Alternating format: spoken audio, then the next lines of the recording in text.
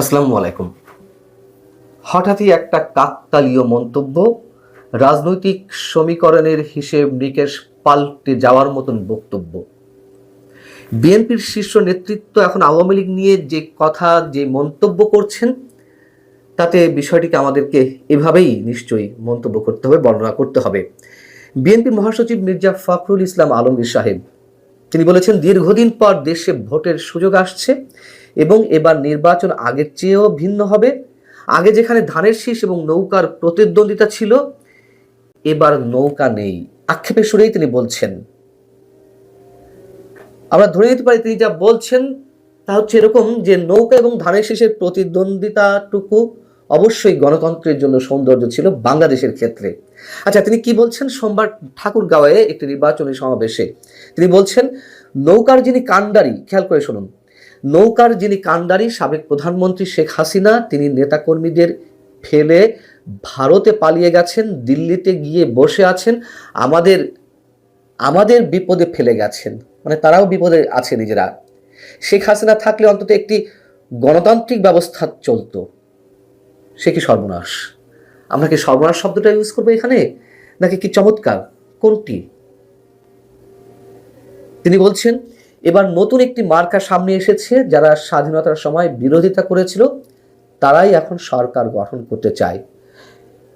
মির্জা ফখরুল ইসলাম সাহেব কেন এখন একটি বিশেষ শক্তি, বা সরাসরি বলতে গেলে স্বাধীনতা বিরোধী শক্তিকে ভয় পাচ্ছেন? সভায় তিনি আরো কিছু কথা বলেছেন।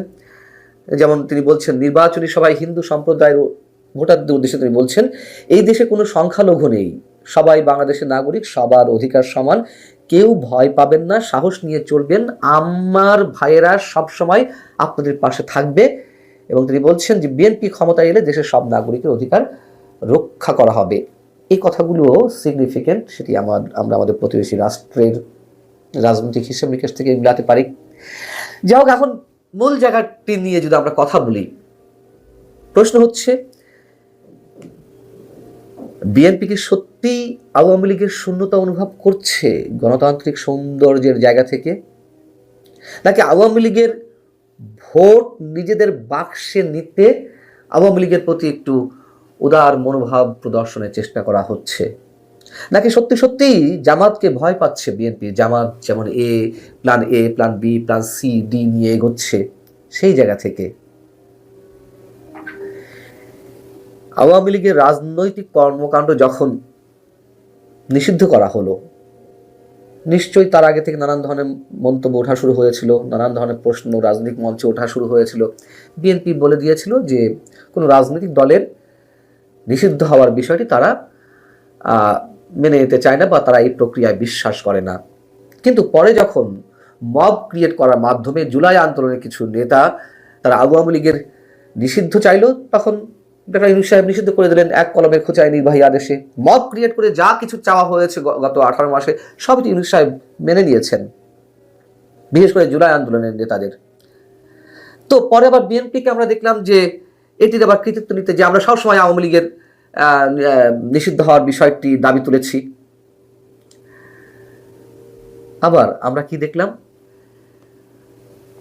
ফ্যাসিবাদ ঠেকানোর নামে আমরা যুদ্ধাপরাধীদের সঙ্গে ঐক্য গড়ে তুলতে দেখলাম সব রাজনৈতিক দলকে। প্রশ্ন করেছিলাম, অনেকবারই প্রশ্ন তুলেছি, কোনটি ভয়ঙ্কর? আওয়ামী লীগ যদি ফ্যাসিবাদী শক্তি হয়েও থাকে সেটি ভয়ঙ্কর, নাকি এদেশের স্বাধীনতার বিরোধী শক্তি যে আস্ফালন সেটি ভয়ঙ্কর? কাদের সাথে ঐক্য গড়ে তুলতে হবে? বিএনপির চেয়ারপারসন তারেক রহমান দেশে ফেরার আগে বিএনপির বিশেষ কিছু নেতার সঙ্গে তিনি একটি অনলাইন বৈঠক করেছিলেন, যার খবর আমি এর আগে আপনাদেরকে দিয়েছি। মানে লন্ডনে থেকেই তিনি অনলাইন বৈঠকটি করেছিলেন এবং সেখানে তিনি প্রশ্ন করেছিলেন যে যদি বিএনপি ক্ষমতায় আসে নির্বাচনের মাধ্যমে, সেক্ষেত্রে বিরোধী দলে আপনারা কাকে দেখতে চান? তারেক রহমান বাংলাদেশে আসার আরো কয়েক মাস আগে এই প্রশ্নটি একটা বৈঠকে করেছিলেন। তো সেখানে উপস্থিত বিএনপি নেতাদের 60% বলেছিলেন যে আমরা বিরোধী দলে আওয়ামী লীগকে দেখতে চাই, আর 40% বলেছিলেন যে জামাতকে চাই। মানে তার প্রশ্নটা ছিল জামাত নাকি আওয়ামী লীগ। তার মানে এই যে হিসাবটি, এর মধ্যে দিয়েও বোঝা যায় যে বিএনপির মধ্যে এখনো জামাতপন্থী নেতাদের প্রভাব কতখানি। যাই হোক, এখন জামাত যদি সত্যিই এই নির্বাচনে আরো শক্তিশালী হয়, সুবিধাটা আসলে কাদের আর সর্বনাশটাই বা কাদের বা কার? রাজনৈতিক মঞ্চে প্রতিদ্বন্দ্বিতাপূর্ণ খেলায় আসলে কার সাথে বিএনপি এবং দেশ, এই দুয়ের জন্য এই খেলাটি মঙ্গলজনক। অনেক আগে থেকে বলে আসছে, আপনাদের হয়তো কারো কারোর মনে থাকার কথা, আরো প্রায় 15-16 মাস আগে, অর্থাৎ 2024-এর 5 আগস্টের 1.5-2 মাসের মাথায় এসে আমি এমন মন্তব্য করেছিলাম আমার কিছু কন্টেন্টে, একাধিকবার বলেছি যে এই ইউনূস সরকার পতনের জন্য অথবা যে কোনো অশুভ শক্তিকে বধ করার জন্য এই বাংলাদেশের রাজপথে আওয়ামী লীগ এবং বিএনপিকে ঐক্যবদ্ধভাবে আন্দোলনে নামতে হবে। আমরা জানি না সেই দিনটি সামনে আসতে যাচ্ছে কিনা, তবে আমার মনে হয় এমনটি হয়তো হবে অদূর ভবিষ্যতে। 24-এর আন্দোলনের মধ্য দিয়ে শেখ হাসিনার সরকারের পতনের জন্য অনেকেই রাজপথে নেমেছিলেন, যার মধ্যে অনেক শুভবুদ্ধি সম্পন্ন মানুষ ছিলেন, এটি সত্য কথা। আওয়ামী পরিবারের নেতাকর্মীরাও অনেকে ছিলেন, এটিও চরম বাস্তবতা। তার তো অনেক কারণ ছিল, সেই সব কারণ আর এখন এই মুহূর্তে ব্যাখ্যা করতে চাইছি না। কিন্তু তারা কি হলো, ধাক্কা খেলেন, প্রতারিত হলেন চরমভাবে। যে বাংলাদেশ তারা দেখতে চেয়েছিলেন তা তারা আর দেখলেন না। চরমপন্থার উত্থানে নিশ্চয়ই বিএনপিও শঙ্কিত।